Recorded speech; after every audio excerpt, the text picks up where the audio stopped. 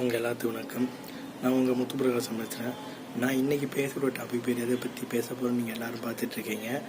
அயோத்தியில் ராமர் கோவில் ஜனவரி 24, 2024 திறக்க போகிறாங்க. இதுக்கு உண்டான ஒரு இன்விடேஷனில் பார்த்தோன்னா இனோவேஷன் ஏதோ தப்பாக ஸ்பெல் பண்ணியிருக்கு, தப்பாடிச்சான்னு அது ஒரு சர்ச்சையாச்சு.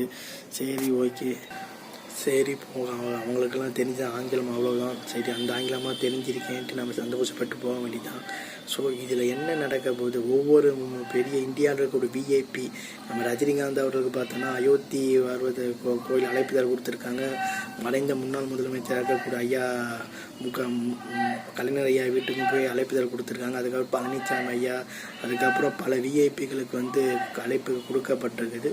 முக்கியமாக இந்த கோவிலை இந்த அயோத்தியில் ஒரு கலவரம் பண்ணி கோவிலை தரகிறதுக்கு காரணமாக இருந்த நம்ம அத்வானி ஐயா அவர்களுக்கும் மறுபடி மனோஜ் ஜோஷி, அதாவது பிஜேபியோட ஒரு முதுகெலும்பாக இருந்தவங்க, அவங்களுக்கு அழைப்புதல் போல, அதாவது அவர்கள் வயது முதிர்ப்பின் காரணமாக அவங்க வர வேண்டாம்னு சொல்லியிருக்காங்க. இது ஒரு மிகப்பெரிய ஒரு சர்ச்சையை ஏற்படுத்திட்டு இருக்குது.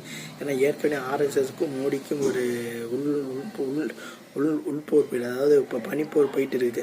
இந்த பனிப்போர்ன்றது அழைப்பிதழ் அவங்களுக்கு போகலை. ஸோ இது எதை பற்றி பேசுறது நமக்கு இன்னும் தெரியல. ஸோ இந்த அழைப்புதல் போகாதனால ஒரு மிகப்பெரிய சர்ச்சையை ஏற்படுத்திட்டு இருக்குது. இந்தியாவில் இருக்கக்கூடிய எல்லா விவிஐபிகளும் அழைப்பு கொடுத்துக்கிட்டே இருக்கிறாங்க. அது அம்மானிக்கு போயிருக்கும்னு நினைக்கிறேன். ஸோ இந்த வச்சு என்ன அவங்க பண்ண போகிறாங்கன்னு நமக்கு தெரியல.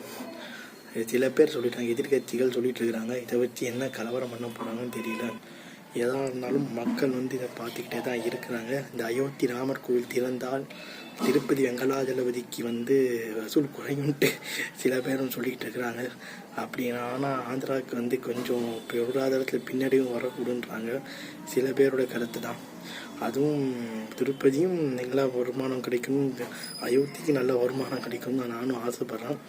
ஏன்னா ரெண்டு பேருமே மக்கள் ரெண்டுத்தில் வர காசு மக்களுக்கான செலவாக போனாலும் நல்லா தான் இருக்கும்னு சொல்லி என் வீடியோ நான் முடிச்சுக்கிறேன். உங்களிடம் விடைபெறுவது உங்கள் முத்துப்பிரகாசம். பாய் பாய்.